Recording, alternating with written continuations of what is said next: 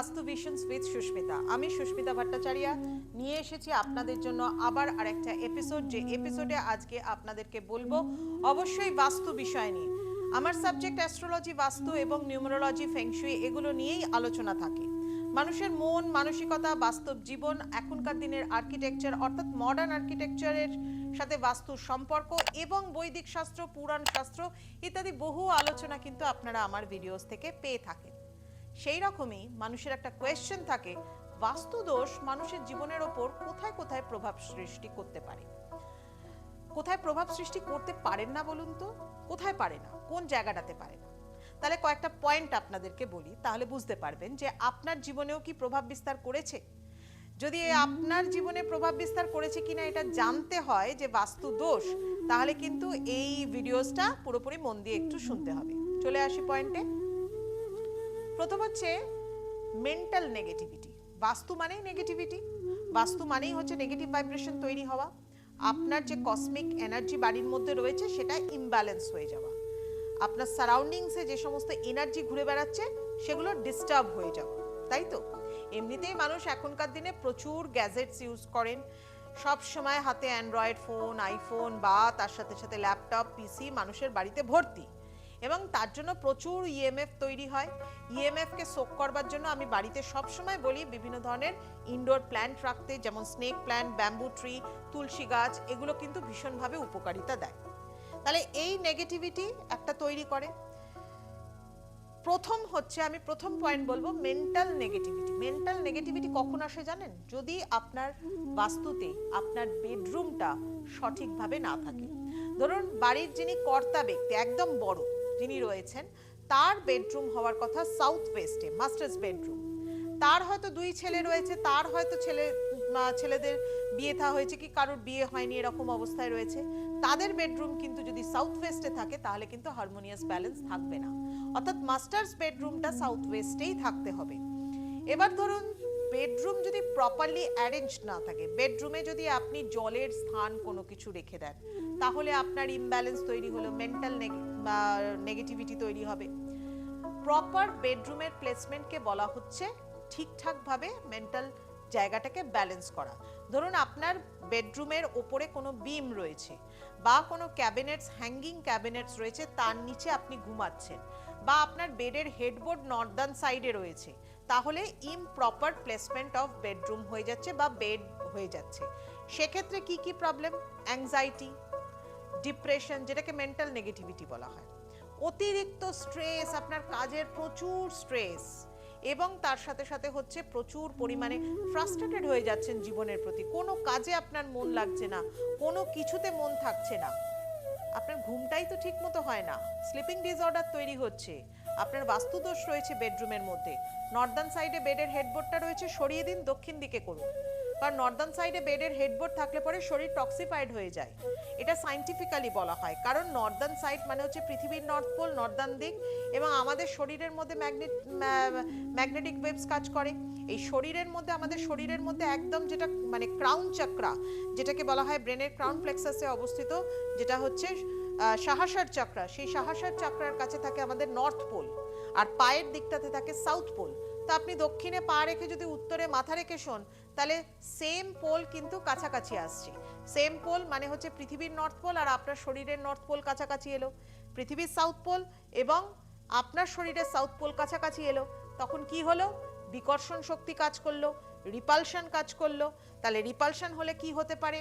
আপনার নাইটমেয়ার্স আসতে পারে, শরীর টক্সিফাইড হয়ে যেতে পারে, জীবনে বিভিন্ন ধরনের স্ট্রেস আসতে পারে, আপনি অ্যাংজাইটির মধ্যে পড়তে পারেন, ডিপ্রেশনের মধ্যে পড়তে পারেন। যদি থাকে চেঞ্জ করুন। Next point, emotional negativity. Emotional negativity আর মেন্টাল নেগেটিভিটি অনেকটা এক, কিন্তু একটু আলাদা। ইরিটেশন, মুড সুইং, সব কিছুতে বিরক্তি, কোনো কিছুতে আপনার ভালো লাগে না, এটা হচ্ছে কিন্তু এক ধরনের ইমোশনাল নেগেটিভিটি বলে। এগুলো কিন্তু প্রবলেম, বা কাউকে ঠিকমতো পছন্দ করতে পারেন না, নিজেকে বড্ড দুঃখী মনে হয়। কি দুঃখ আপনার জীবনে, আপনি এটা করতে পারেননি, ওটা করতে পারেননি। যেটা করতে পেরেছেন সেটা নিয়ে কখনো চিন্তা করেছেন? সেটা নিয়ে কখনো পজিটিভ কথা ভেবেছেন নিজের সম্পর্কে? আমি বলছি না ইগো আনতে, আমি বলছি না কখনো অহংকারকে নিয়ে আসতে, কিন্তু পজিটিভ যে ভাইব্রেশন আপনার মধ্যেও আছে সেটাকে খুঁজে বার করুন, নিজের ইমোশনাল নেগেটিভিটি নিজে কাটান। কেন হয় জানেন? এক্ষেত্রেও কিন্তু কিছুটা দায়ী হচ্ছে যে আপনার বাড়িতে যদি নর্থ ইস্টের দিকে কোনো ডার্ক প্লেস থাকে, খুব অন্ধকার জায়গা থাকে, সেই জায়গাটা যদি হেভি থাকে, কোনো হেভি জিনিসপত্র যদি সেই জায়গায় রেখে থাকেন, তাহলে কিন্তু আপনার জীবনে এই ইমোশনাল ডিস্টারবেন্স কিন্তু আসবে। নর্থ ইস্টের দিকে যাদের স্টেয়ার কেস রয়েছে তারা কখনো সুখী হতে পারেন না, জীবনে সব সময় একটা মানে অপটিমিজম তাদের মধ্যে নেই, তারা ভীষণভাবে পেসিমিস্টিক হয়ে পড়েন, তারা ভীষণভাবে নিরাশাগ্রস্ত হয়ে পড়েন, তাদের মধ্যে সবসময় একটা না পাওয়া ব্যাপার, কি পেয়েছেন সেটা নিয়ে সন্তুষ্ট না থেকে কি পাননি আর কার কি আছে সেটা নিয়ে বড্ড বেশি চিন্তা করেন। That is called your emotional negativity. Emotional নেগেটিভিটির পরে হচ্ছে রিলেশনশিপ কনফ্লিক্টস। রিলেশনশিপ খুব সেনসিটিভ একটা জায়গা, শুধু স্বামী স্ত্রীর সম্পর্ক নয়, বাড়িতে প্রত্যেকটা মানুষের সাথে প্রত্যেকটা মানুষের সম্পর্ক। মেয়ে বড় হয়েছে, মায়ের সাথে সম্পর্ক কেমন আছে? সেই ছোটবেলাকার মতো কি আছে? ছেলে বড় হয়েছে, মায়ের সাথে বা বাবার সাথে তার সম্পর্ক কেমন রয়েছে? সেই জায়গাটা কি কম্প্যাক্ট রয়েছে? ছেলের বিয়ে হয়ে গেছে, তারপর কি আপনাদের সংসারের মধ্যে সম্পর্কটা সুন্দর রয়েছে, নাকি কমন প্রবলেম যেগুলো হয়ে থাকে, যেগুলো সাধারণত বাইরে থেকে কেউ যখন আসেন বাড়িতে তার উপর আমরা দোষারোপ দিয়ে থাকি, বাইরের মেয়েটি বাড়িতে এসেছে তার জন্যই সমস্যার সৃষ্টি হচ্ছে। এই যে রিলেশনশিপ কনফ্লিক্ট, হয়তো আপনি ছেলের বিয়ের আগে কিছু পরিবর্তন করেছিলেন বাস্তুতে, চিন্তাই করেননি কখন করেছেন, কিভাবে করেছেন, কেন করেছেন, বা তার জন্য কোনো দোষ তৈরি করেছেন কিনা। কি হয়েছে? প্রবলেম দেখা গেল কিচেন টয়লেট পাশাপাশি। কিচেন আর টয়লেট যদি কমন ওয়াল শেয়ার করে তাহলে সেই বাড়িতে এই ধরনের প্রবলেম খুব একটা কমন ইস্যু, এটা খুব দেখাই যায়, বহু ক্ষেত্রে এরকম কিন্তু দেখা যায়। এই প্রবলেমগুলোকে এড়াবার জন্য এই জায়গাগুলোকে ঠিক করতে হবে। এবং তার সাথে সাথে দক্ষিণ পশ্চিমে যাদের বাড়িতে নিচের দিকে অর্থাৎ গ্রাউন্ডে যাদের আন্ডারগ্রাউন্ড রিজার্ভার রয়েছে বা সেপটিক ট্যাঙ্ক রয়েছে, তাদের ক্ষেত্রেও এই একই সমস্যা কিন্তু দেখা যায়, এই ধরনের রিলেশনশিপ প্রবলেম, কারণ তাদের বাড়িতে রাহু ডিস্টার্ব। সাধারণত রাহুর ডিস্টারবেন্সের জন্য কিন্তু এই প্রবলেমগুলো দেখা যায়। 4 নম্বর পয়েন্ট হচ্ছে ফিনান্সিয়াল ব্লকেজ। ইকোনমিক সেক্টর যে বাড়িতে ঠিক থাকে না, যে বাস্তুতে ঠিক থাকে না, সেই বাড়ির মানুষজন সম্পর্কজনিতভাবেও ভালো থাকেন না, ইমোশনাল দিক থেকেও ভালো থাকেন না, মেন্টাল দিক থেকেও ভালো থাকেন না, কোনো জায়গা থেকেই ভালো থাকেন না।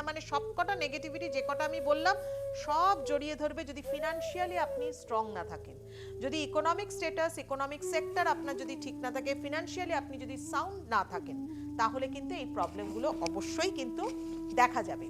অ্যাকচুয়ালি এই প্রবলেমগুলো কেন হয় জানেন তো? এই ফিনান্সিয়াল ব্লকেজ কেন?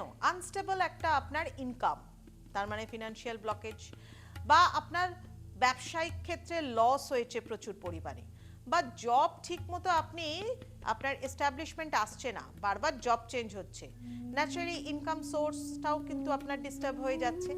তো এই জায়গাগুলো সাধারণত বাড়িতে যদি দেখা যায় যে কিচেনের প্লেসমেন্ট সঠিক না থাকে, যদি দক্ষিণ পূর্ব দিকে জলের স্থান থাকে, তাহলেও কিন্তু আপনার ইনকামের জায়গা ব্যাঘাত ঘটবে। যদি বাড়ির দক্ষিণ দিকটাতে জলের স্থান থাকে তাহলেও হবে। কিচেন যদি উত্তর দিকে থাকে, উত্তর দিকে ফেস করে যদি রান্না করা হয়, তাহলেও কিন্তু এই সমস্যা দেখা যাবে।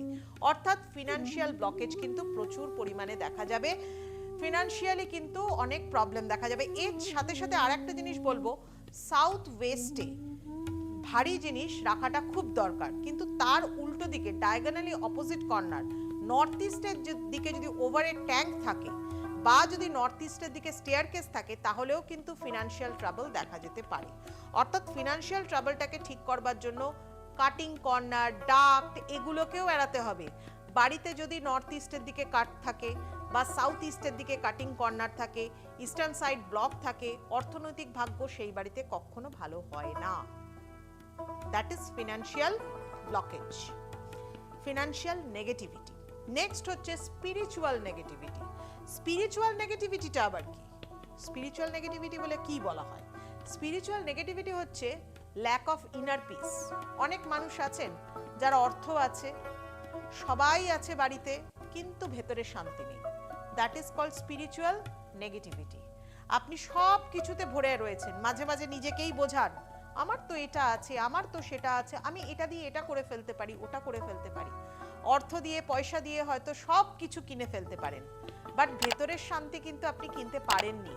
আপনার কিন্তু ইনার পিসের অভাব, যে কারণে নাইট মেয়ার্স, রাত্রেবেলা আপনি দুঃস্বপ্ন দেখেন, আপনার স্লিপিং ডিসঅর্ডার আছে, আপনার ইনসমনিয়া আছে, আপনি ঠিকমতো ঘুমাতে পারেন না, আপনার ভেতরে মাঝে মাঝে কনফিডেন্সটাই কিন্তু নড়বড়ে হয়ে যায়, তখন মনে হয় কি করব কি করব কিভাবে করব, বা আপনার হয়তো মনে হয় সবাইকে পেতে চান, সমস্ত রিলেশনে যারা যারা আছে সবাইকে, হয়তো তারা দূরে চলে গেছে। কারণ কি জানেন?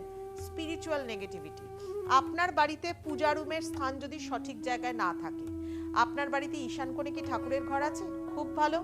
যদি না থাকে, যদি দক্ষিণ পশ্চিমে থাকে, যদি পশ্চিমের দিকে থাকে, ভগবানকে সবসময় অবশ্যই উত্তরে রেখে দক্ষিণে মুখ বা পূর্বে রেখে পশ্চিমে মুখ করে বসাতে হয়।